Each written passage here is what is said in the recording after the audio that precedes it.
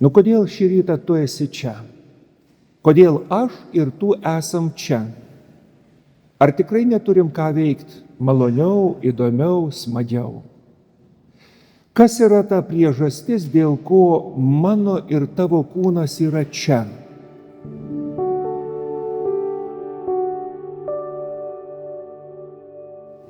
Mėly broliai ir seserys, kaip ir pradėjom šventąsias mišias, prieš akis jau violetinių šydų paslėpti kryžiai. Ir pradėdami savo bendrą maldą ir Dievo žodžio apmąstymą, pradėkim nuo paprasto nuoširdaus klausimo. Nu kodėl šį rytą tu esi čia? Kodėl aš ir tu esam čia? Ar tikrai neturim ką veikti maloniau, įdomiau, smagiau?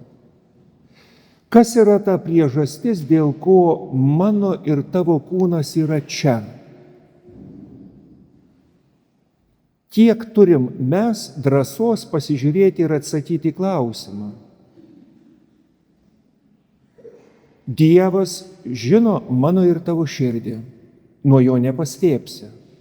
Šalia esantiems žmonėms nereikia žinoti šitų dalykų. Bet aš ir tu, ar žinom dėl ko? Juk tų motyvų gali būti 1001. Galiu ateiti todėl, kad šeimos narys eina ir ką aš jau pyksiuosi, eisiu iš paskos. Gali būti, kai vaikai ar jaunuoliai ateina tam, kad pasirašytų, nes tokios sąlygos, kad pasiruoštų ateinančiai pirmai komunijai ar sutvirtinimo sakramentams. Gali būti, kad ateinu todėl, kad meldžiamės už artimuosius. Bet klausimas visame tame reikale, kur Jėzus mano ir tavo gyvenime. Juk žiūrėkim pirmajam skaitinį, ką Dievas pažada. Kad jis ateis ir prikels. Jis ateis ir atgaivins. Ar tai yra ta priežastis, dėl ko aš ir tu ateinam? Ar tikrai norim, kad Dievas atgaivintų ir prikeltų kažką mano ir tavo širdį? Jeigu taip, tada antrajam skaitinį, kur labai aiškiai yra sakoma, kad apie Kristaus dvasią, apie norą draugauti, būti kartu su Dievu, būti viena su juo, tada mes suvokiam ir suprantam, kas bebūtų, kas benutiktų, jeigu sveikata leis, tikrai mes būsim ir ieškosim to susitikimo su juo. Jeigu tai nėra mūsų pagrindas, laiko klausimas, kada mes mesim kaip žalingą įprotę susitikimą su Dievu. Taip, mėly broliai ir seserys, mesim kaip žalingą įprotį, paimsim ir numesim. Ir tada mūsų tikėjimas bus labai panašus į odekoloną ar kvepalus.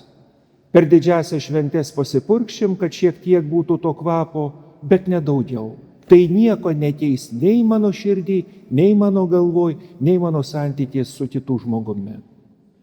Štai kodėl, mėly broliai ir seserys, nors kryžiaus paslaptis yra pridengta tuo šydu, mes suvokiam ir suprantam, kad Dievas ateina į mūsų gyvenimą tam, kad ir mus prikeltų. Tik jis turi tą planą, kuris išgydo mūsų širdį. Ne padaro mūsų gyvenimą perdėm patogų, nes patogumas ne visada yra gerai. Ir kas nors kiek turim gyvenimo patirties, galim paliudyti ir pasakyti.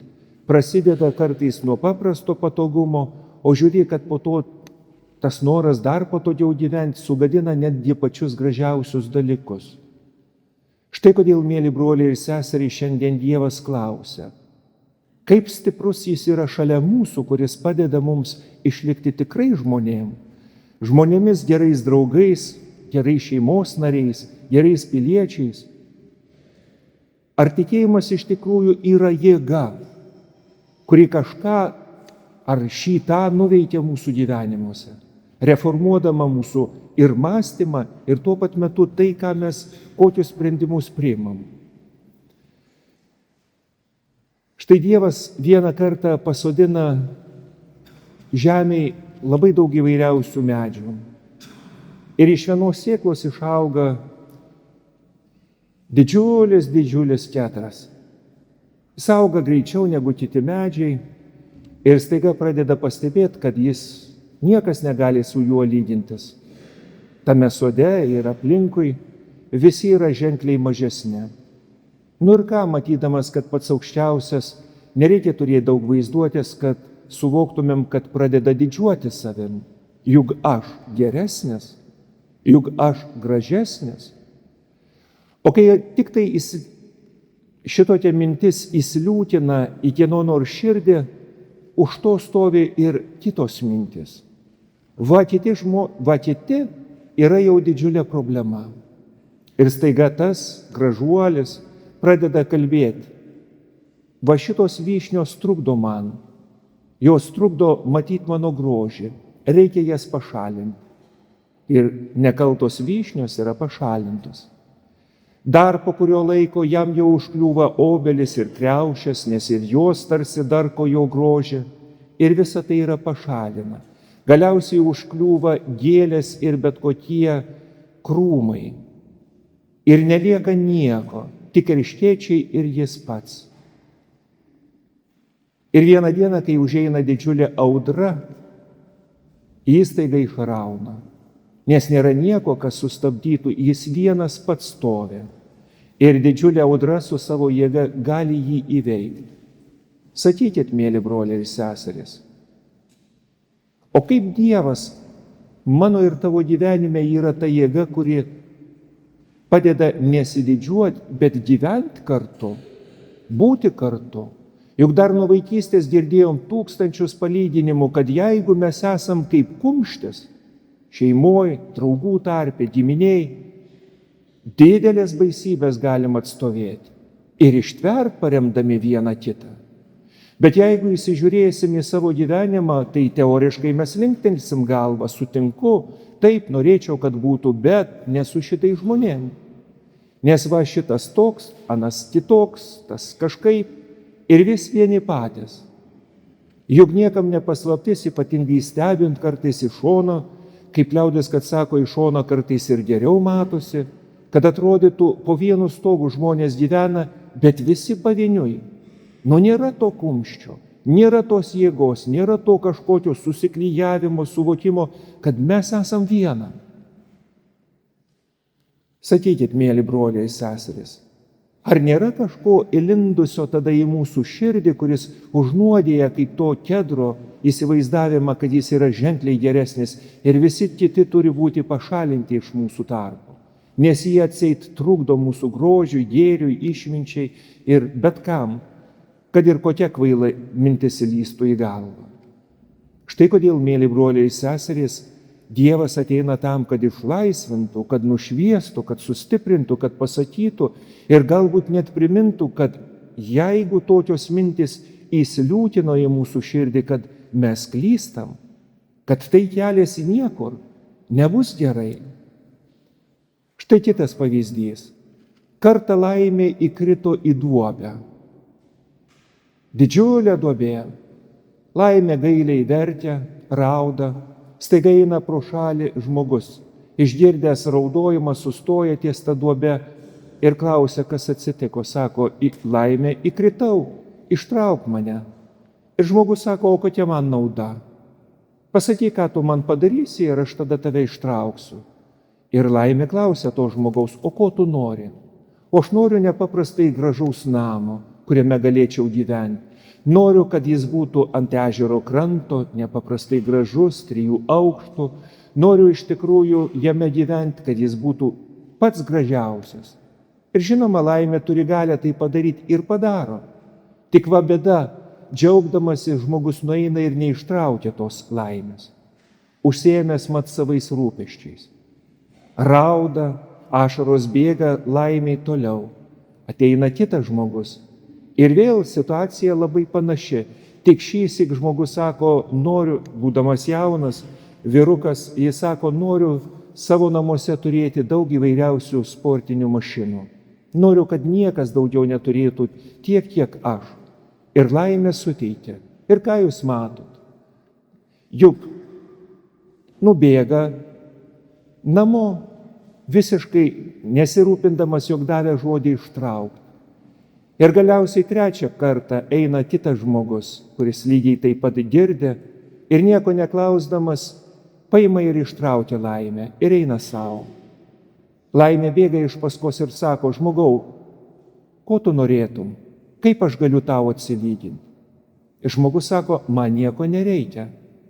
Tu raudojai, aš tau padėjau, eik savo. Ir nuo tos akimirkos ta meilė visada sekioja tą žmogų, niekada ne per žingsnį neatsitraukdama. Sakykit, mėly broliai ir seserys, jeigu Dievas sukurtų mano ir tavo širdį kaip to trečio žmogaus širdį, padarom gerą ir einam savo, gal iš tikrųjų laimė, ramybė, džiaugsmas sekiotų iš paskos.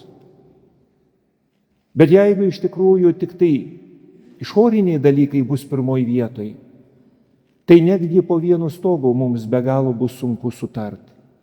Štai kodėl šiandien Dievas ir klausia: ar pažįsti savo širdį? Ar žinai, dėl ko nori bendrauti su manim? Ar nori bendrauti? Ar tau svarbu?